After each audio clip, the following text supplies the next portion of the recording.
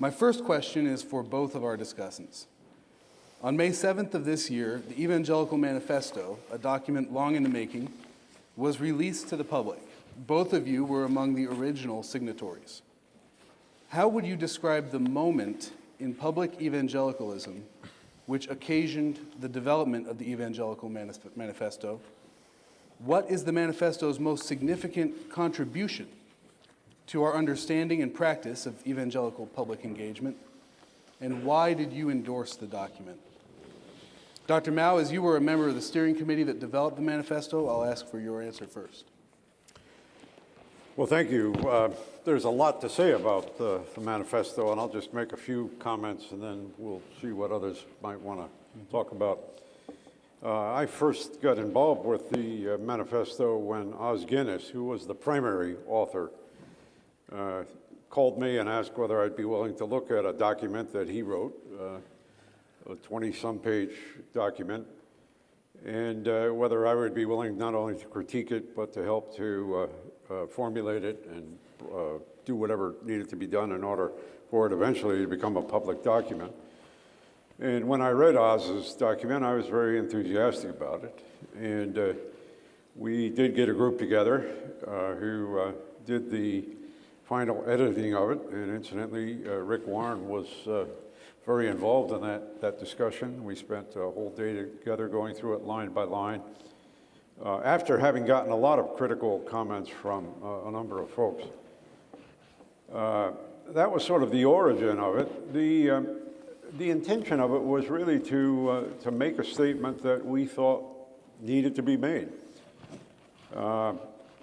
It was ironic, I think, that one of the criticisms of the document after we released it has been that not all evangelicals signed it, or that there were significant people in the evangelical community who did not sign it. And basically, we issued the document because we knew that a lot of people wouldn't sign it. It's precisely why we felt that a statement needed to be made. It wasn't a generic lowest common denominator statement, but it was a group of us who felt that some things needed to be said about the presence and the mode of participation of evangelical Christians in public life. And that mode that we were most concerned about was a kind of politicizing of Christianity in people's minds, so that it's very clear to many of us that when we go out there in the larger arena, or when we're interviewed by people out there in the press, the secular press, and if we say something that sounds like it might not have been said by Pat Robertson or by Jerry Falwell or Jim Dobson or by Jim Wallace, people immediately wonder whether we're really evangelicals, because somehow you've got to speak, and particularly in terms of the religious right, that the religious right has come to be such a visible presence in the last 2 decades in American political life, that those of us who might on occasion say some things that aren't the kinds of things that would be said by the religious right, even though I think most of us would strongly identify with a number of the policy positions or moral positions of the religious right, but recognizing too that there's a younger generation that simply does not want to have the label evangelical identified with a certain subset of political issues. So it was both the issues that evangelicals have come to be identified with, but also the mode of participation.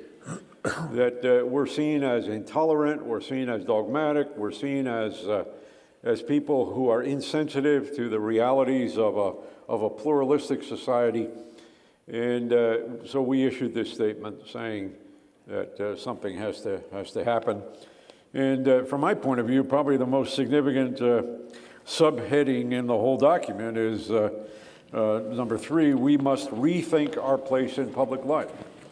And that really was what motivated us to formulate the Evangelical Manifesto and to issue it and to comment on it after it was released. We must rethink our evangelical place in North American public life.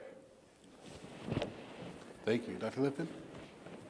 I was one of the early recipients of it. I didn't have any part in shaping it. When I first got it, saw it, and was asked, would you be willing to sign on? I didn't quite put it this way, but I had a response to it that prompted me to be somewhat sympathetic to Alan Jacobs' later critique that it's not really a manifesto. I had a little bit the same response to that, not enough to keep me from signing it. What prompted me to sign on were two primary things. Number one, the attempt to say, look, we're tired of having everybody else tell us who evangelicals are, particularly the media. Here's who we are. We want to state it ourselves. This is how we view ourselves. Everybody wants to be able to define themselves for themselves rather than to be defined by others all the time. And this was an attempt to do that, to say, can we tell you this is who we understand ourselves to be as evangelicals? And that was one of the primary contributions of this.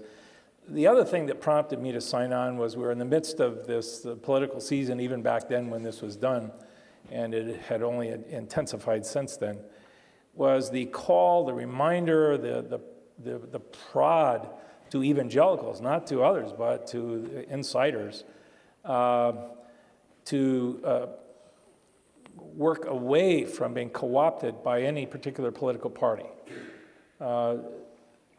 Here's a call to say, look, the church, the body of Christ, followers of Christ, must stand over against any political entity in a society such as ours, and cannot afford to be seen or much less to be in the hip pocket of some particular entity within that polity.